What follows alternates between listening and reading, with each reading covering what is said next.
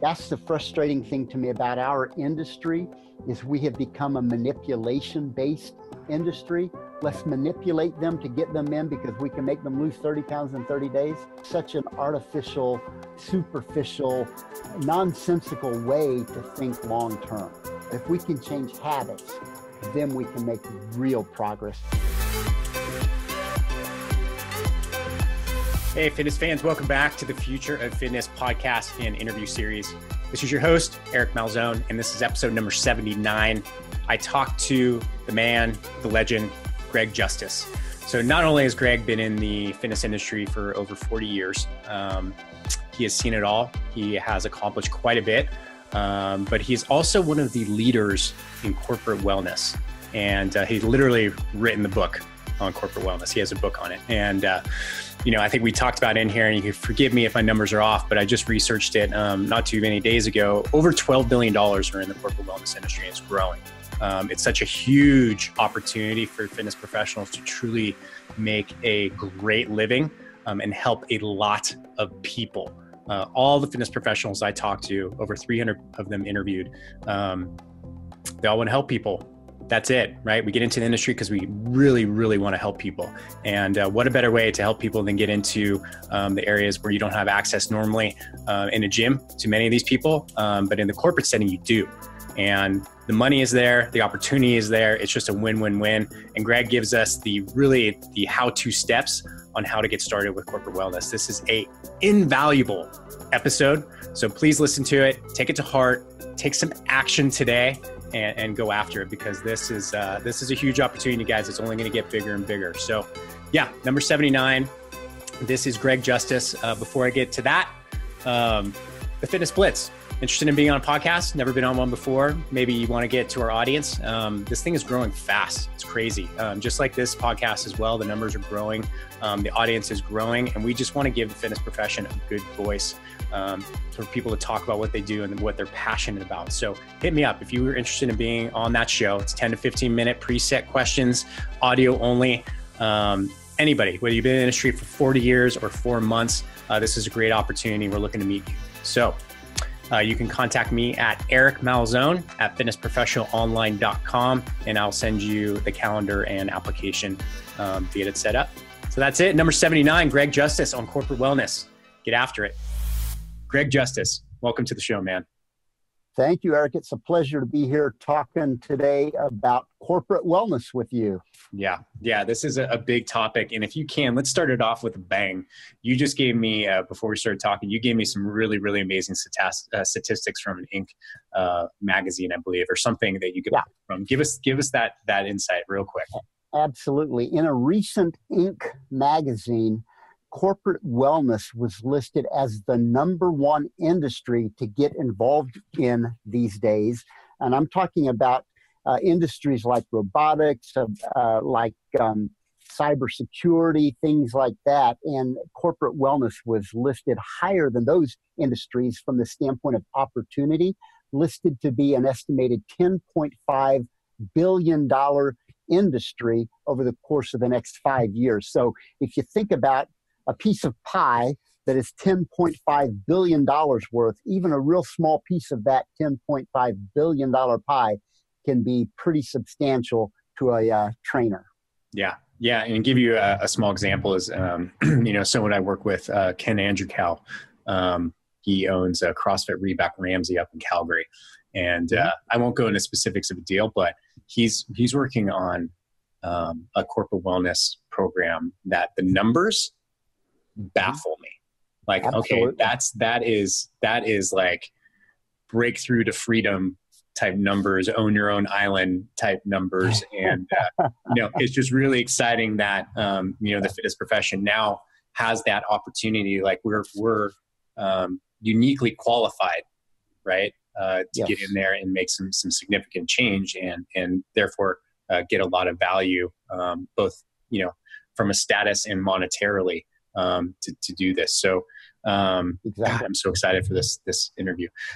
So Greg, before we get into the corporate wellness, because we'll talk extensively because I have so many questions, but give us your story, man. Give us your story in the fitness industry, because I know you've been doing it for about 40 years, if I recall. Yeah, I've been in the industry about 4 decades.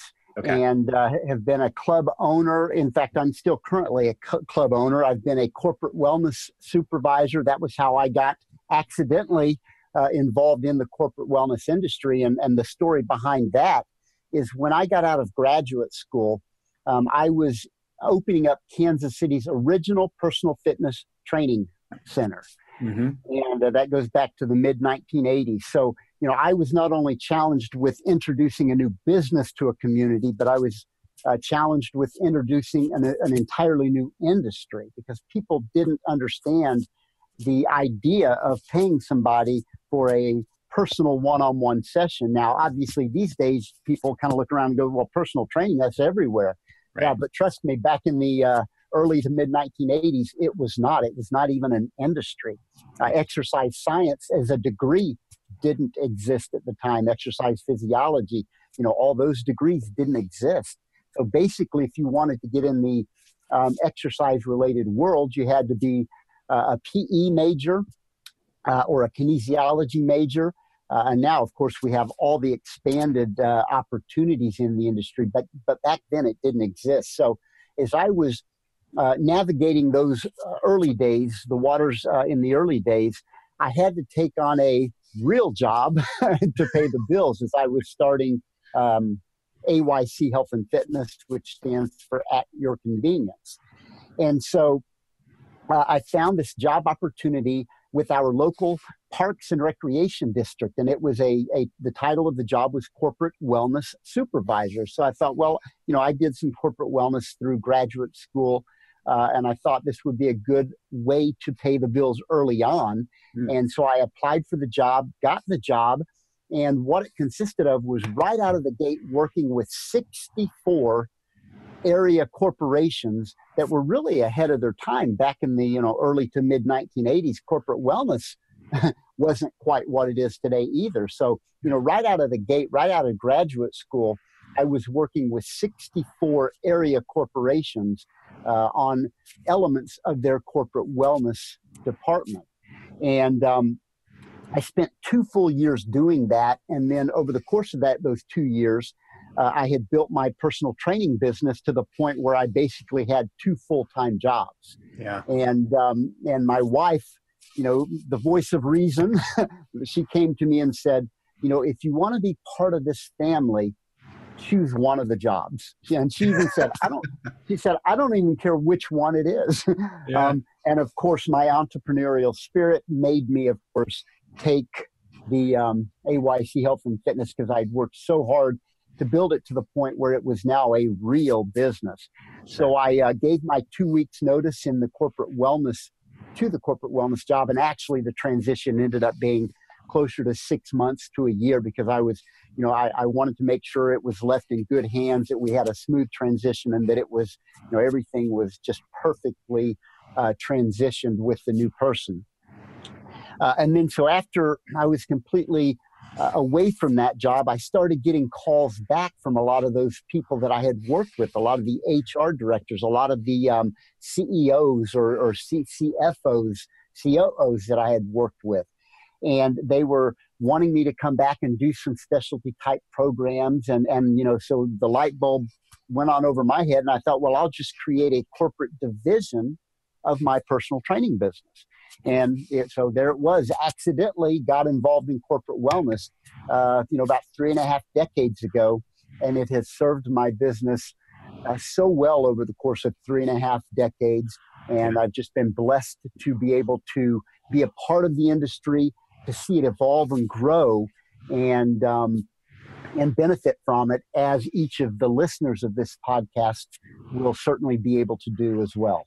Yeah. It's interesting. So, I right when I sold my gym, like the previous 6 months. So I sold my facility back in June of last year of 2017. For the 6 to 9 months that before I sold, I was really starting to focus on corporate wellness. And I come up with a program. It was a 6-week program where I go in and I teach people. It's a game. It's all a game, right? So it's like you get points for eating right, you get points for doing these things. And we taught people how to meditate. We taught people how to We taught people how to cook. We taught people all these things. And putting this was, I thought it was a good program. But the numbers, like I came in and I completely undersold the value. Most trainers do. Yeah. I came in at a $10,000 mark.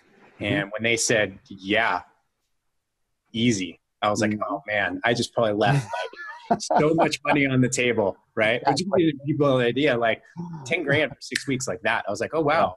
It takes a while for me to accumulate as a facility owner that much money. Right. And the potential out there for it. And that was just one way to do it. So, so let's get into the nitty gritty.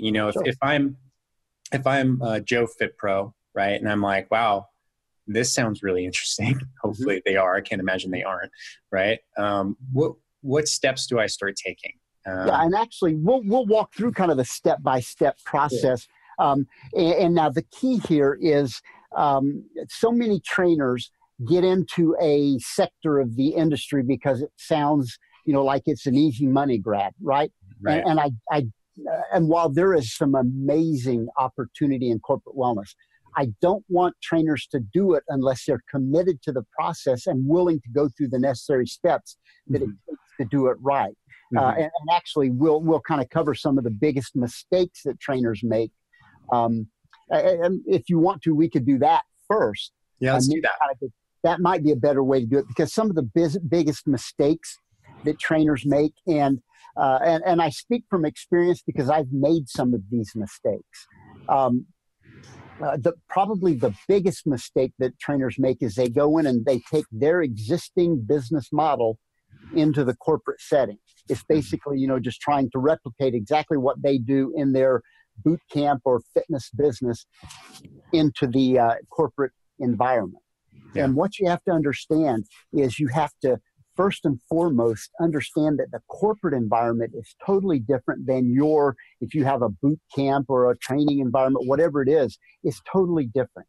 And you have to be responsive and respectful of that environment. And I'll give you a classic example of that I learned very early on in our very first corporate contract.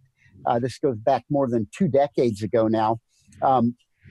We were brought in to do 2 weekly classes, on-site training programs, and a week, which quickly turned into 4 turned into 8 to 16. And as we sit here doing this interview today, that one company, we do 30 on-site corporate fitness classes a week, morning, afternoon, and evening. So, you see the potential going from 2 classes a week to where we are today at 30 classes a week in just that one corporate setting. But the first day that we went in there to do this program, I was there with my general manager who was actually going to run the program.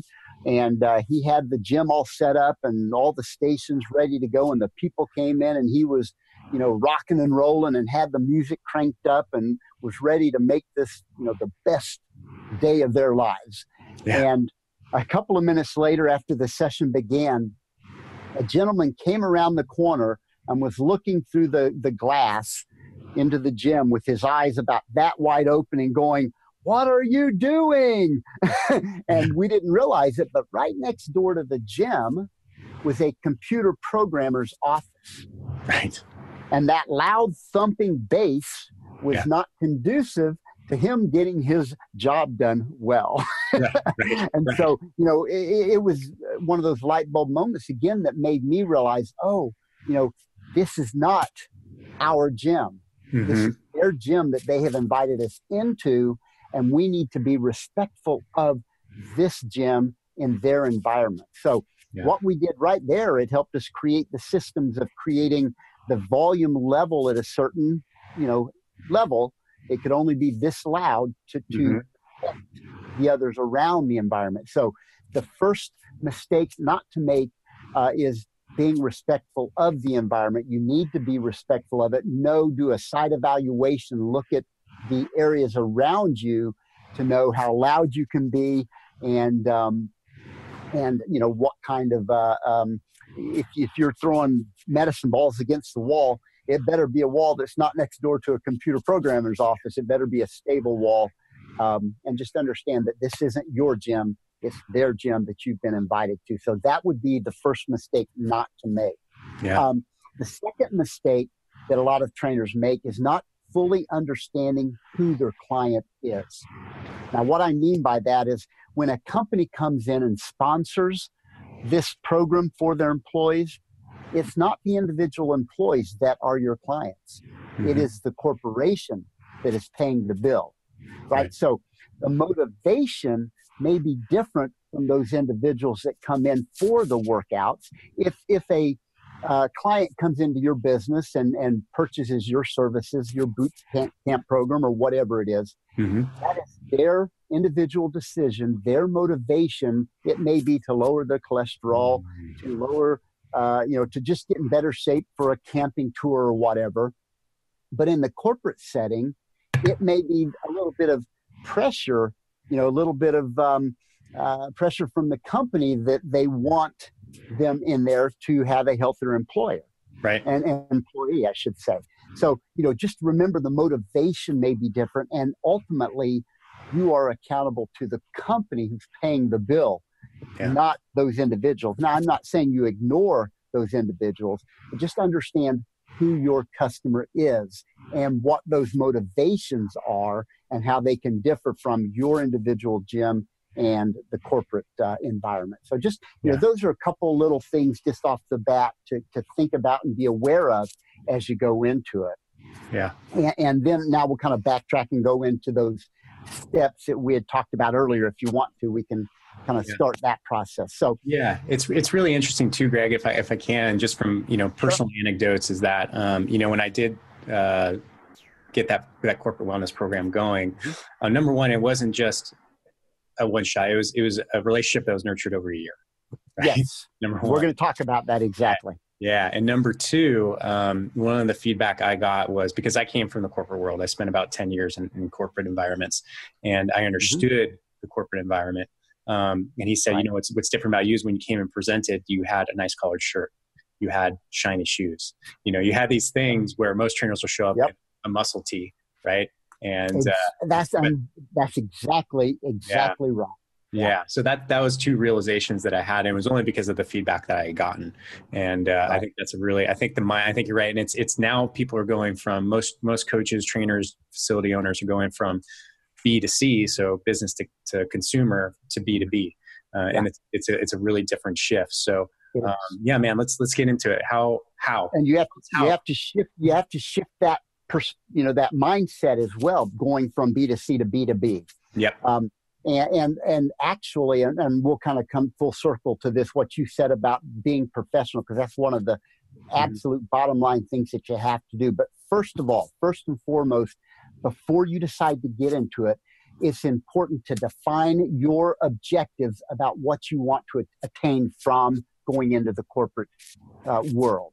Okay. What I mean by that is, if you currently own a fitness facility, whether it be a personal training gym, a small club or studio, whatever it is, that is the existing model. Understand that this will support that, but it's totally different. Mm-hmm. So what I always suggest is to create a vision board, whether it's whether it's when you're writing a new book, whether it's when you're starting a new business.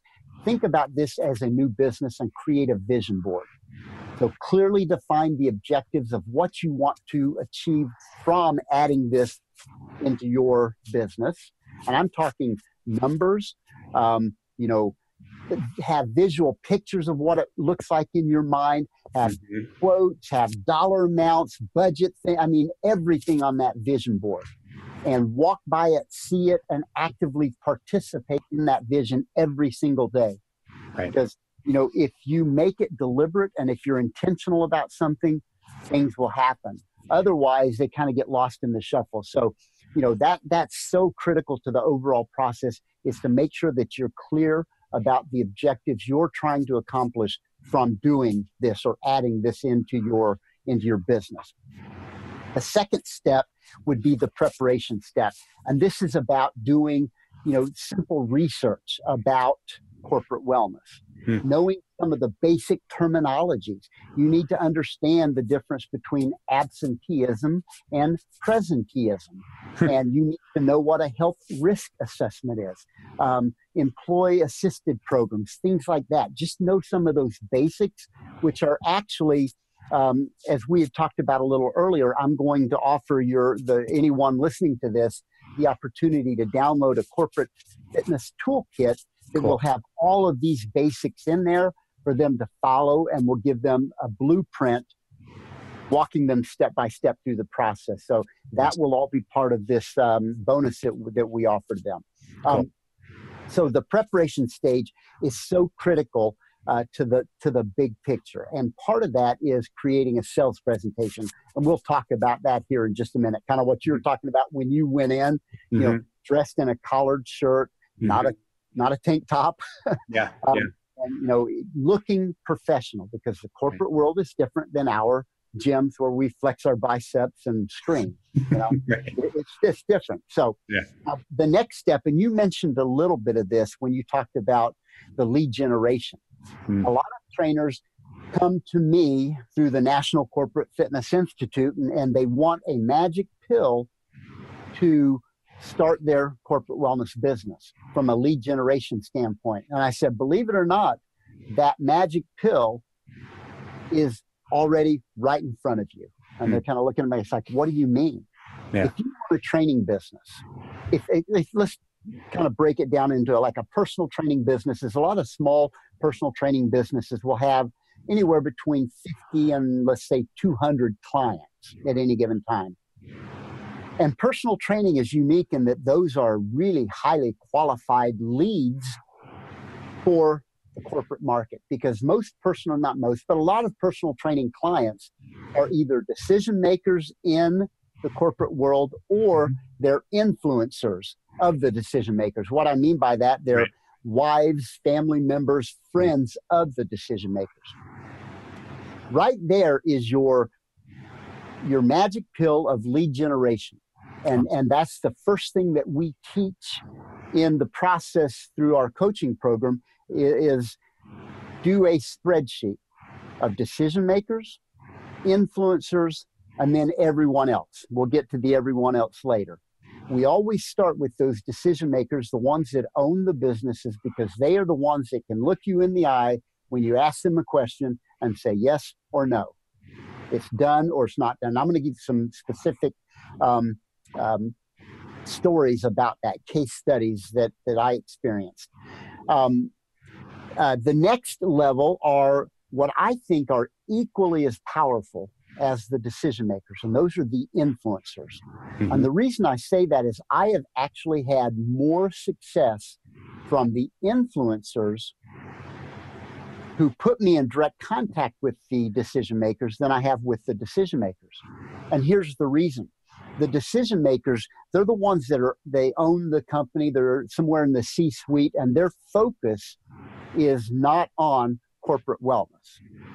I'm not saying it's not somewhere in their sphere of thinking, but their focus, and I'm going to give you a perfect example of that. One of my long time clients, who is the CEO of a major international computer software company, I was visiting him in Chicago at one of his offices there. They're headquartered here in Kansas City. But his wife, the influencer, set up a meeting with him in his Chicago office. So I sat down and you know, he got right to the point. He said, tell me exactly what you want to achieve from this meeting. I mean, just right out of the gate, didn't even give me a chance to, you know, say much of anything. And I said, well, honestly, what I wanted to get from you is information on how I can get in front of more people like you. Yeah. And he said, to be honest with you, your biggest challenge is that my focus is on this $200 million deal that I'm working on in Hong Kong, not corporate wellness. Right. My focus is on this $60 million deal I'm working on in Los Angeles, not corporate wellness. He said, that's going to be your biggest challenge, is getting them to hear your message. And it was like, wow, that was pretty powerful for me to hear. He was basically saying, it's not that your message isn't important, It's just my focus as the leader of this company, as the CEO, is that $200 million deal, that $60 million deal, not your corporate wellness program. Right. So he said, now I'm interested in doing what's right for my associates. So I understand the value of your program and we're going to do it. But it wasn't until I got in front of him through the influencer, his wife, that got me in front of his HR person. And when I got in front of his HR person, it was not a matter of if we were going to do the program. It was a matter of when we were going to start the program. So that's the top-down approach that we preach through those relationships that you talked about. He was a longtime client of my personal training business. His wife is a longtime client of my personal training business. We had established that trust, the old know, like, and trust. That had already been established a long time ago. So, like I said, it wasn't a matter of if, but when we were going to start that program. And that's the one that we started with 2 classes a week, which quickly doubled to 4 to 8 to 16, and now 30 classes a week, because the influencer put me in front of the decision maker and he said yes. Yeah. Pretty simple example of, but it's so powerful. Relationship. Yeah, it's really powerful. I mean, I did corporate sales for 10 years. So I was always, and one of the books that I had to read, I chose to read it, actually, I didn't have to read it, was Selling to Vito, which Vito stands for Very Important Top Officer. Exactly. And it's how to get into the mindset of that person and really understand. It smells a lot like empathy, really, of like, okay, here's understanding what motivates them, what's going through their days, how you can be important and add value to them and take something away from them. And you're right. If you go, most people they start the other way. Like, well, I'll start with the HR assistant. Maybe she can introduce me to the manager. And it's all wrong, because that has no power. If you start up top and they say, hey, talk to my HR manager, and even if it's as simple as connecting you on an email, that person is now bound to you. Exactly. By blood. Right. And it's that top-down approach. Yeah. Because like you said, when the CEO makes the introduction, it's pretty much a done deal. And let me give you one more quick example of the direct response from the CEO.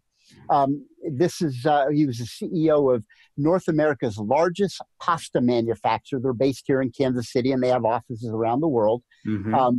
But they're, like I said, based right here in Kansas City. I worked with his wife and him. He's actually retired now. But back in the day, we would talk about corporate wellness, and I could tell it was never a conversation that he was fully engaged in. Mm-hmm. It would just be kind of talked about a little bit and then kind of dismissed. Well, one day I thought, well, I'm going to give him a copy of my book called Lies and Myths About Corporate Wellness. Nice. I wrote this book as a platform book telling how I go into corporations and develop corporate wellness programs. And the reason I did that is because in our industry, we as trainers are perceived as trainers. And unfortunately, that has a negative connotation in the corporate world a lot of times, right? And the classic example of that was when I gave that book to him, he kind of looked at it and put it away from his eyes and said, "Is this your book?" He had no idea that I'd even written this book. Mm-hmm. And I said, "Yeah, see, my name's right there on top." And I was kind of joking. Yeah. He said I had no idea. And he kind of looked on the back where my bio and everything is and said, "I had no idea you'd written a book." Right. So he went on about his way, and that was on a Monday morning. Wednesday morning, he came back with the book in hand and said, "Greg, I read the first 3 chapters of your book and loved it." He said, "I always knew you were good at the physical stuff, but I had no idea you were smart too." And that sums up the fitness industry. And like, what? That's my point, is that I had to elevate myself in his eyes. Not that he didn't know, like, and trust me already, but he knew, liked, and trusted me as his personal fitness trainer. Right. That's what I was in his eyes. Because again, in the bigger, broader scope of things, he was focused on that multi-million-dollar deal in Rome, that deal in South Carolina. He wasn't focused on his personal training being an expert in corporate wellness. Yeah. But I changed that thinking by giving him my platform book showing how I did what I did. Yeah. Yeah. In that conversation on Wednesday, as he was working out, he said, I'm going to set up a meeting with our HR department, and we're going to implement this program into the company. Awesome. It was, I mean, his perception of me, of my business, of my professional stature changed just like that. That's awesome. Because I was not only good at the physical stuff, but I was smart too. Yeah. Yeah. It's such a great. And that turned into about a $40,000 a year contract, almost overnight. Yeah. Oh, it's so good. So, and maybe you'll get into this, and if you do, just tell me. We'll get into it. But when you're selling to a CEO, what do they care about? Like, what are those pain points that a CEO, like, what's the language? What's the things that you're really going after?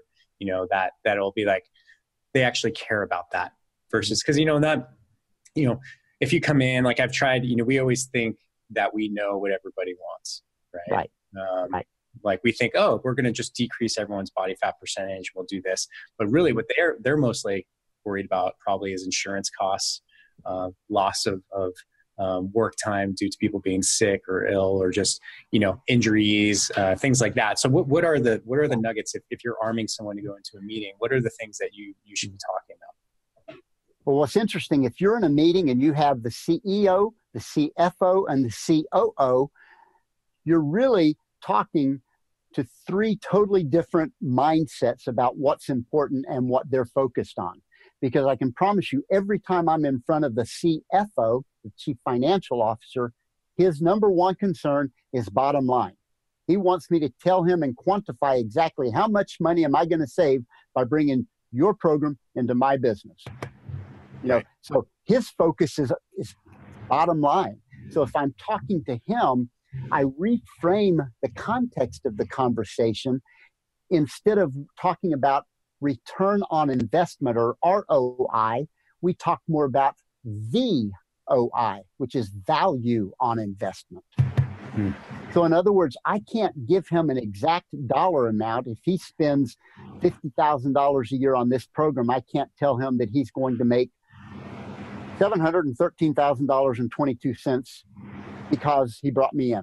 I can't give him those exact numbers. Now, I can give him some meta evaluations that come as a result of studying corporate wellness. I can give him those general tools, but I can't give him an exact dollar amount. So we talk about the value on the investment that he makes, what value this program brings to his business, the value of retaining employees because of a benefit like this, the value of perhaps that controller who is making $100,000 a year and has a stroke or a heart attack because he is in poor health. How much does that cost you, not only paying his salary, but paying the salary of the person that you have to bring in to replace him? What is the value of keeping him healthy? So a lot of times it's just about reframing the context of the conversation. And when you do that and start asking open-ended questions, in other words, I don't want to ask a question of that CEO, CFO, or COO that he can say yes or no to. Mm-hmm. I want to be able to have what we call our thoughtfully worded questions, open-ended questions, where you can start to peel back those layers of the onion and get to the real heart of the matter, like you're talking about, those pain points. It's different for the different, in the C-suite, they have different pain points.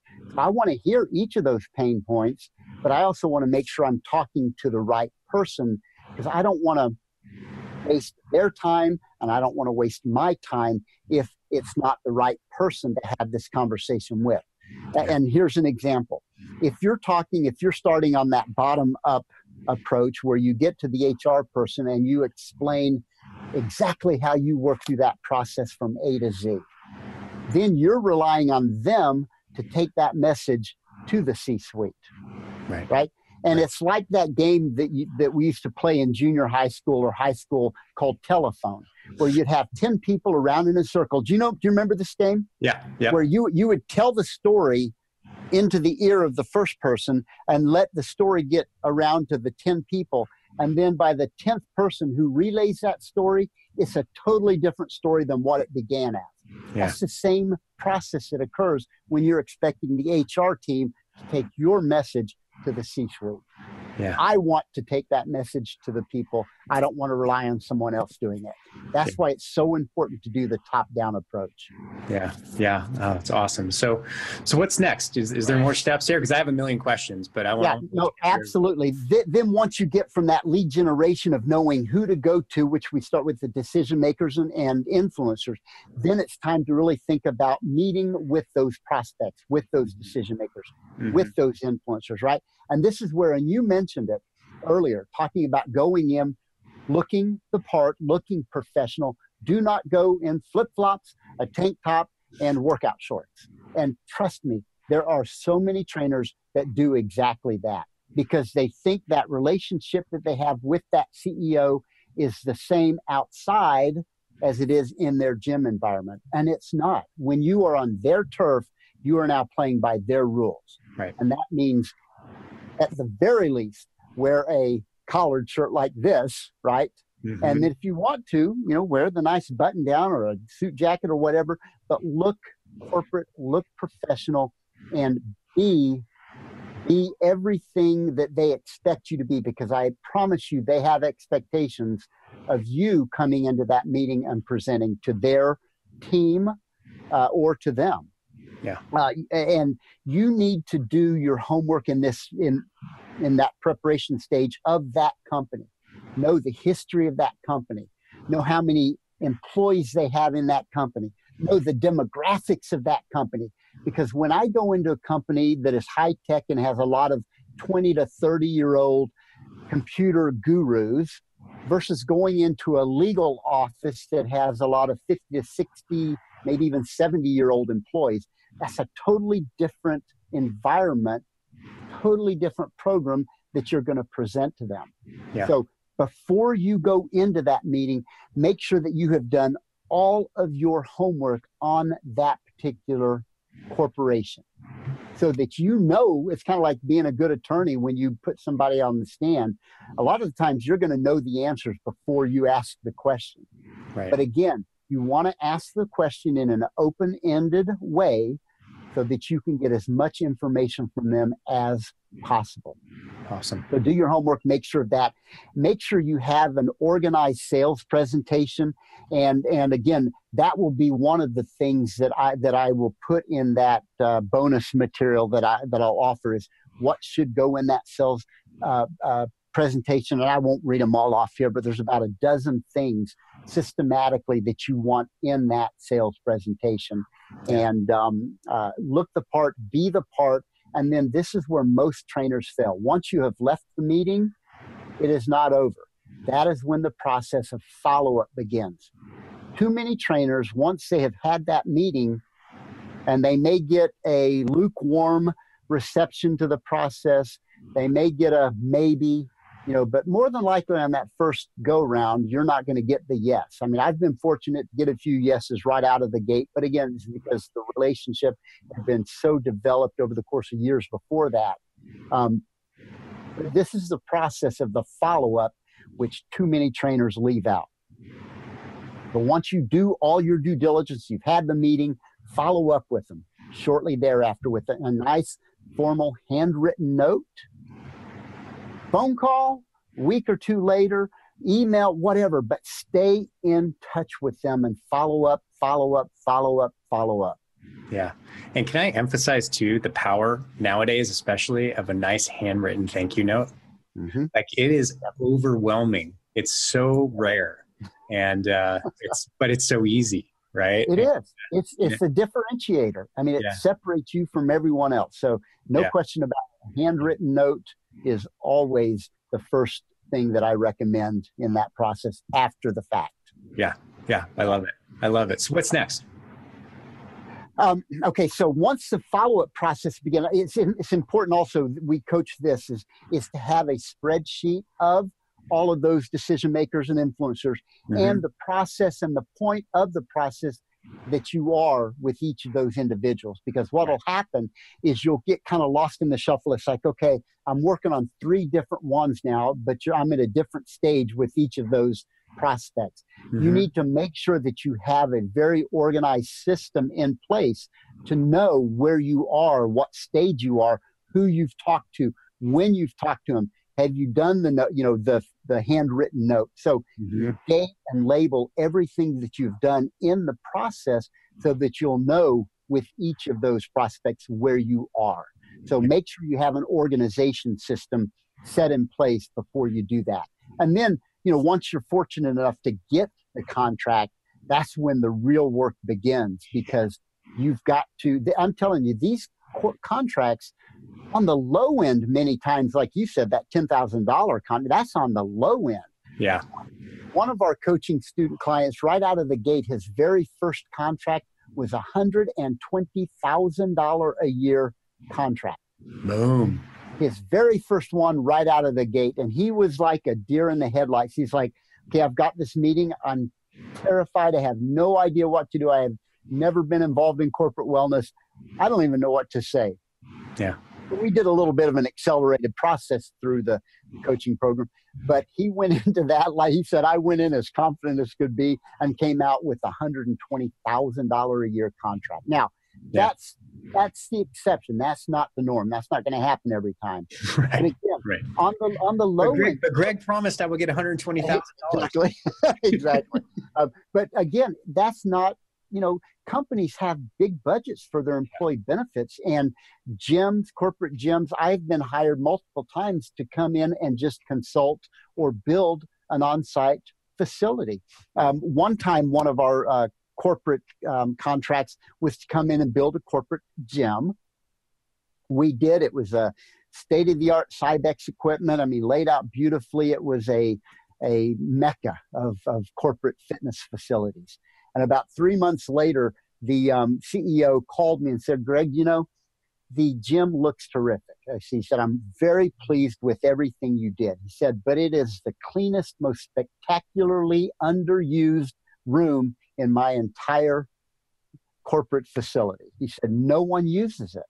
I said, well, that's because you used the Field of Dreams mentality. And he's like, what do you mean? Do you remember that movie, Field of Dreams? Yeah. Build it and they will come? Yep. Yeah. You can't. You have to build it, program it, and then they will come. Because in the corporate environment, you've got a lot of people that have never stepped foot in a gym. Right. They're intimidated by the process. But if you hold their hand and guide them through the process, then you've got a client for life. Because so many of these, corporate people, they sit at a desk for 1/3 of their entire life, 8 hours a day at least every day. And the people that you really want to go after aren't the people that are going to work out anyways. You want to go after the people that would never consider working out, except for you've made it so convenient. The most common objections to not working out in the corporate setting are time, location, and money. Right. Okay? Our programs are 30-minute sessions. So we have eliminated that time element, right? Right. The convenience, we've eliminated that because now we are coming to you. Yeah. The money objection, we've got rid of that because the company is now sponsoring it. So right off the bat, with a company-sponsored on-site fitness program, you've just eliminated 3 most common objections you get to why people don't work out. Yeah. Yeah. Right there. Yeah. Oh, that's awesome. Yeah. Yeah. So what, how about, is there any steps after that? I mean, once you've installed the program's running, is there are you monitoring like KPI, key performance indicators? Like how do you? Yeah. The important thing then is to stay accountable to the client and remember who the client is. Right. And you do that in the macro through the micro, right? Yeah. Or vice versa. So you're taking care of the pieces of the puzzle, which are the individual clients. You're making sure that they are achieving the goals that they wanted to achieve, which ultimately fall in line with the bigger scope or the greater client, which is the corporation. Now, what you cannot do is report individual successes to the employer, right? Because there are HIPAA violations. You can't tell an employer that someone or that one of their employees has dropped the cholesterol by 30% or dropped X number of pounds unless there's some kind of a weight loss program that they're doing, and it's, you know, common knowledge or general knowledge. And to be honest with you, I'm not a fan of the Biggest Loser kind of programs. I think those are absolutely the worst thing a company can do. In fact, whenever we do any kind of challenges, and you talked about this earlier, and I was thrilled to hear the way you had laid out your challenges. It's about changing habits. It's about getting points for taking a walk, for walking your dog, for drinking water, for eating vegetables. Changing your habits are what create long-term changes in your life, not losing 30 pounds in 30 days. Right. You know, that's the frustrating thing to me about our industry is we have become a manipulation-based industry. Let's manipulate them to get them in because we can make them lose 30 pounds in 30 days. Yeah. You know, it's such an artificial, superficial, nonsensical way to think long-term. Yeah. You know, so if we can change habits, then we can make real progress. So, you know, think long-term, not short-term. Mm-hmm. When you do those challenges, make sure that it's about changing their daily habits, not about making them lose 30 pounds in 30 days. Yeah. And then ultimately you will see the respect you gain, not only from those individual employees, but from the corporation, the C-suite as a whole. Yeah. Awesome. Yeah. It makes so much sense. And I think this goes into like this is such an amazing opportunity for the fitness profession to rise, right? Yes, get absolutely. out of that, you know, that kind of that gutter feeling of like, we just do 30-day challenges and all that, but really establishing habits that actually change lives. And so many times, you know, I've told so many different stories about, you know, working with a very, you know, what would be considered from our side of things as a fitness professional as a challenging client, you know, but really all it takes is like, hey, just have them show up to the gym. Showing up is 90% of it. Right. That's it. Just get them to the gym, right? You just show up, pick up a piece of paper, walk back out, and then have them drink 2 glasses of water in the morning. That's enough. Exactly. That's enough. That's the start. Right.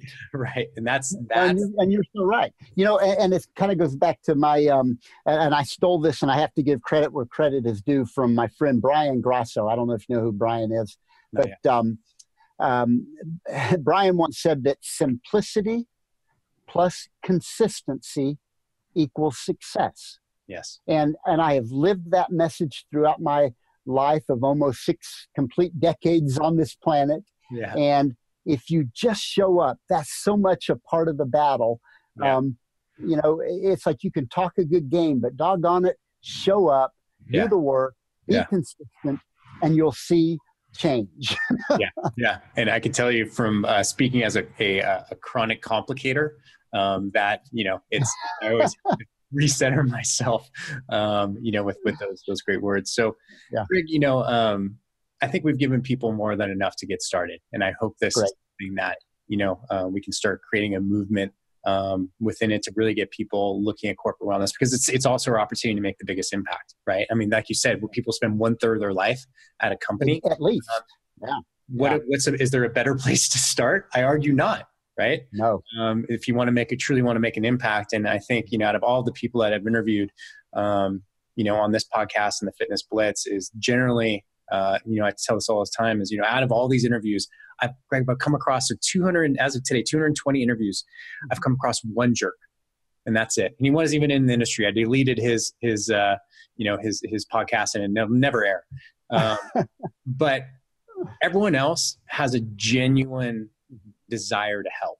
And I think this is, you know, the biggest amplification of that. So, thank you for coming on and sharing all this. Greg, my pleasure. More about you if they want. Obviously, in the intro to this, I will give the website link to get your toolkit, which I think is step 1, right? Understanding the language is going to be right. The basics. Yeah. And that will be through the website, the NCFI website. And actually, there's also a 6-week complimentary masterclass, which I would suggest to anyone. It'll give you a great insight into the industry and let you know if it's something that you want to pursue, because it is a gold mine of untapped potential for fitness professionals. And you mentioned it earlier that we are uniquely qualified and positioned to step right into that role. Yeah, let's do it. Let's do it, fitness pros. Let's do it. So, Craig, thank you so much for coming on the show, man. It's been an absolute pleasure as always. And let's go get them, guys. Make this actual action today. Thanks for having me, Eric. I appreciate it. Hey, fitness fans, don't leave yet. It's your host, Eric Malzone, and I have a quick favor to ask. Actually, 3 favors. So, number 1, if you're a fan of our show, I ask you to do something that takes under 3 minutes. Go to iTunes, please, and subscribe to our show. Please, please, please. It means so much to us. It's so important. And then give us a favorable review. We would really, really appreciate it. And I can't tell you how much it means and helps us out. So I know it takes 2 minutes of your day, and it means a lot to us. So please do that. Number 2, go to our YouTube channel or Fitness Marketing Alliance, and please subscribe to our YouTube channel there. Number 3, if you like this episode or any of the episodes that we've released, share it on social. That's huge. That's a big deal for us. And we put a lot of work into these episodes, trying to give you great actionable content for the fitness industry. So that would mean a lot. And that's it. So we have some big plans coming up for this show. I'll be talking about that in the next couple episodes. But thank you so much for listening. It means so much. And if you have any questions, please reach out to me. I'd love to hear from everybody. Eric, ERIC, at fitnessmarketingalliance.com.